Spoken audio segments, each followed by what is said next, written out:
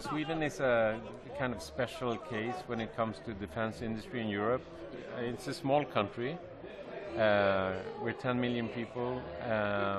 But the fact that Sweden was neutral in the Second World War, together with the decision after the war not to align ourselves with either NATO or the Warsaw Pact countries, obviously we were always much closer to the West.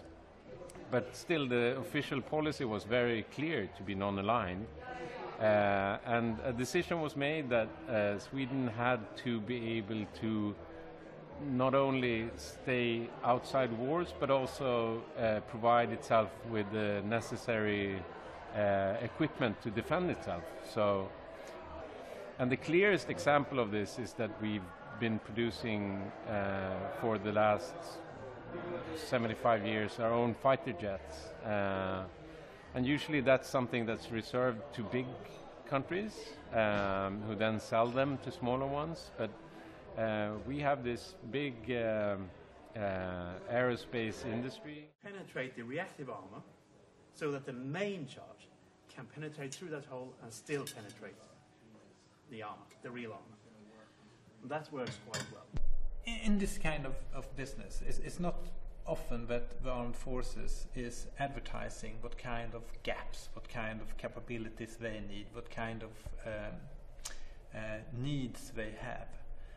It's nothing that they put on the websites. So this is a business of trust. So what you need to do is that you need to create platforms for the government to have a dialogue with the companies, because in Sweden all the companies are privately owned, and we don't have that kind of R&D spending from the government.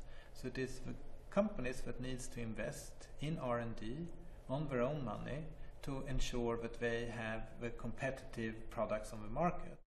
Just throw it up on your shoulder. Good to go. Being part of NATO, being NATO is of course a big step for the country, I would say. I don't think we have sort of figured out really and fully what it means to us, but from an industry perspective, it's not that our products and systems are not NATO compatible. I like the incentives that EU is sort of promoting.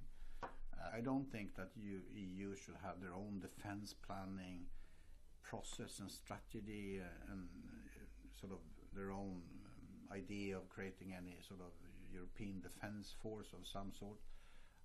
We have NATO. There's huge overlap between the member states of EU and the member states of NATO. Incentivize it to work together in Europe, but use the defense planning process and the strategy and capability development of NATO to guide that. Today, the company conducts a field exercise in a built-up area where we train to fight in urban areas.